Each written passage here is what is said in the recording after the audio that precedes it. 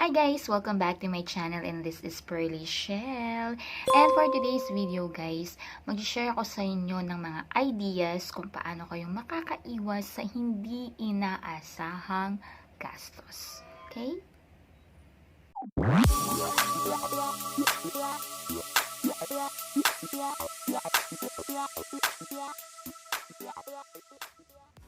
So, yun na nga guys, no? Mag-share ako sa inyo ng mga ideas kung paano kayo makakaiwas sa mga hindi inaasahang gastos. Lalo-lalo na ngayon po magpapasko, is kailangan natin ng money para sa Christmas and New Year. So, kaya, stay tuned guys, okay? Alright, so yun nga, ang unang-unang ideas na naisip kong i-share sa inyo is, ito guys, ginagawa ko siya. So, lalong-lalo na dun sa mga nag-work, dun sa mga, nag-work kasi sa mga nag-aaral is nasa bahay lang din naman sila. So, hindi naman sila binibigyan ng baon kasi nasa bahay lang sila nagsuschool. So, ito is magandang-maganda to para sa mga idea to, para dun sa mga nag-work, okay? So, yung unang-unang ginagawa ko guys, ako base to sa mga personal experience ko, na talaga namang ginagawa ko siya, is magdala po kayo ng saktong budget. Okay? So, ang ibig sabihin po na magdala ng saktong budget is, for example, is meron lang po kayong budget ng, for example, 200 pesos a day. So, kada mag-work kayo, meron kayong budget 200 pesos a day. So, yun.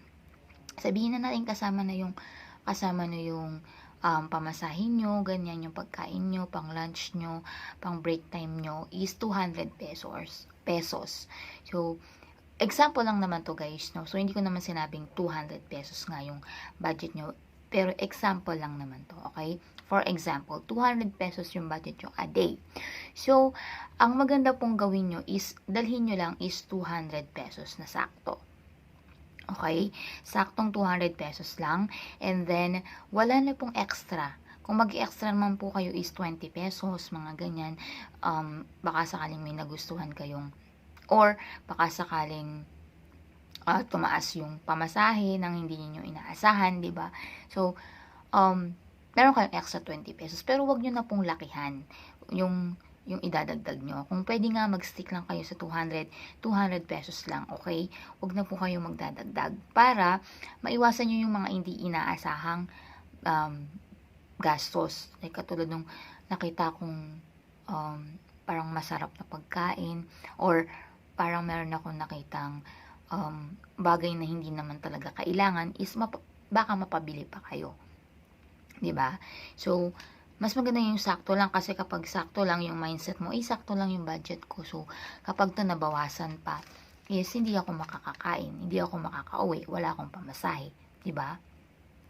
So, yun. And then, yung pangalawa is, okay, ito, pagpupunta kayo sa mga groceries, pagpupunta kayo sa palengke, mas maganda na pong nakalista sila. Okay? So, dapat, mas maganda po, bago kayo pumunta ng groceryhan or palengke, is nakalista na yung mga bibilhin nyo, di ba? So, hindi yung, magdadala ako ng ganitong money, tapos hindi naman nakalista yung bibilhin nyo.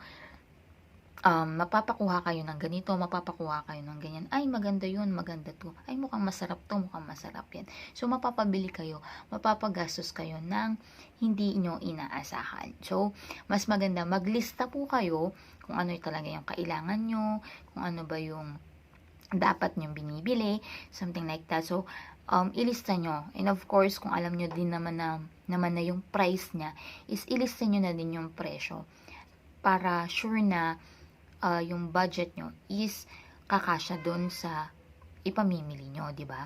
Para hindi na kayo, for example, yung budget nyo is 1,000 pesos lang, kayo pambili lang yun ng mga kailangan nyo, shampoo, ganyan, mga toothpaste, mga ganyan, is ilista nyo na. Ngayon, kung yung budget nyo is 1,000, kung may sumobra pa doon, isave nyo na, di ba? Mas magandang isave na natin kaysa yung gastusin pa natin. Okay?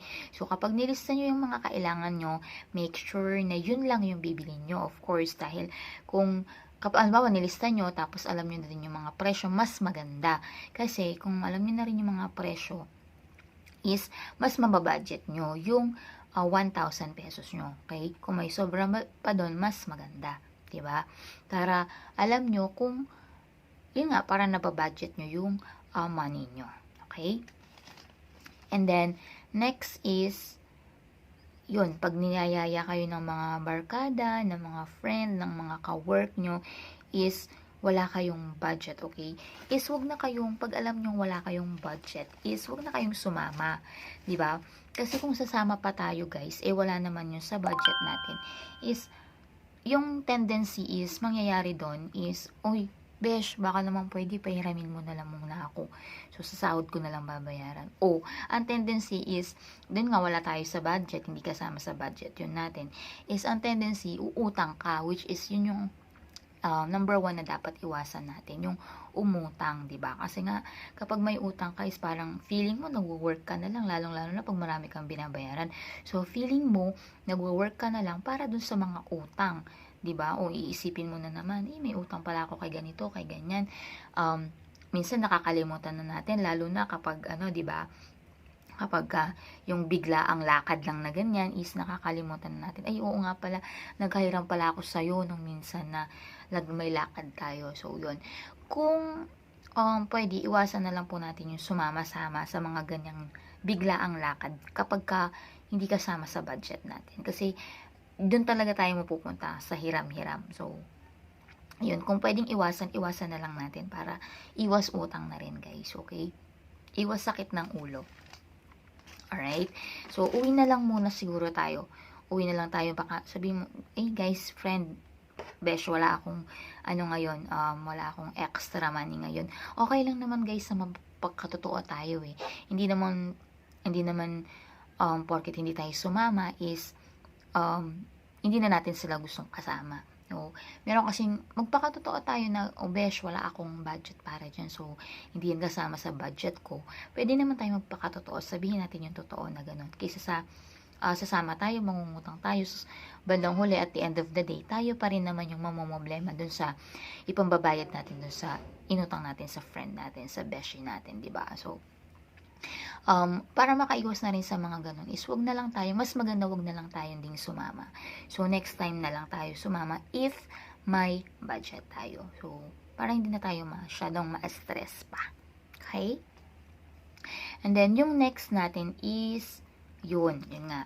Itong next natin is wag natin dalhin yung mga ATM card natin. Lalo na kung meron pa siyang laman. Extra may laman pa doon, lalo na kung savings mo pala yung nakalagay doon is wag mo nang dalhin. Iwan mo na lang sa bahay nyo, tapos ilagay mo doon sa pinakamagandang lagayan.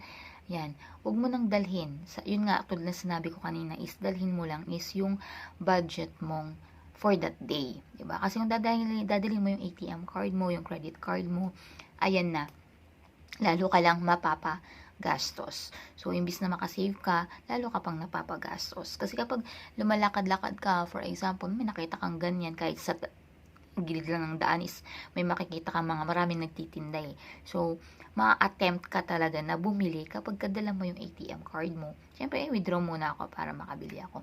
Pero kung hindi mo siya dala, pag nasa bahay ka na, tatamarin ka nang bumalik para bilhin pa yung hindi mo inaasahang gustong bilhin, di ba? So, yun, lalong lang kung malayo yung bahay nyo, ganyan, malayo yung bahay nyo sa bilihan, tatamarin ka nang bumalik. So, at least nakapag-save ka pa. Di ba?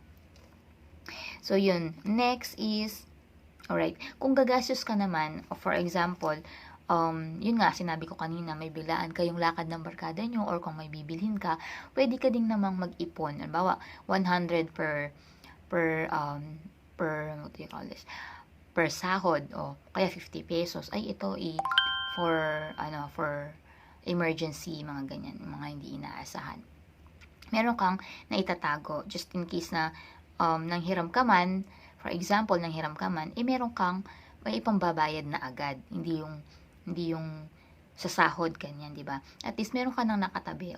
This is for emergency, katulad nga yung sinabi ko kanina na at least meron ka nang naitago para dun sa hindi mo inaasahang event, something like that, yung mga nagkakayayaan na mga barkada. So, at least, kung manghihiram ka man, meron ka na agad ibabayad. Hindi mo na iaasa sa next sahod. Kasi meron ka naman ng ipon, di ba? So, yun ang kagandahan doon. And then, yun, magbaon ka na lang guys kung meron ka din naman ibabaon, lalo na kung umuwi kayo sa mga bahay-bahay nyo. For sure, meron naman kayong mga tira, which is sayang din naman, tirang mga ulam-ulam. Baunin nyo na lang guys yun para makapag-save din kayo. Tapos, yun nga, i-compute nyo din yung mga budget nyo. So, para magkano ba yung ganito, magkano ba yung grocery, magkano ba yung binabudget ko, kinsenas katapusan. So, dahil yung sahod nyo is 15 or kalahati, twice a month. So, yung i-budget nyo na guys, lalo na sa mga nag-work is for 15 days. So, yan, i-compute nyo na yung 15 days yun, bawa 200 yan, 200 times 15, yun na yung i-budget mo. Tapos, dalhin nyo na lang araw-araw is 200 pesos per day. Okay?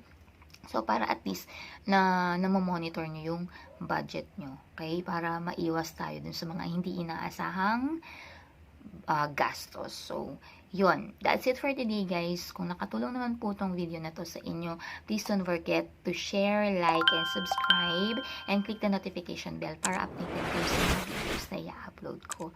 Thank you for watching, guys, and see you on my next vlog. Bye!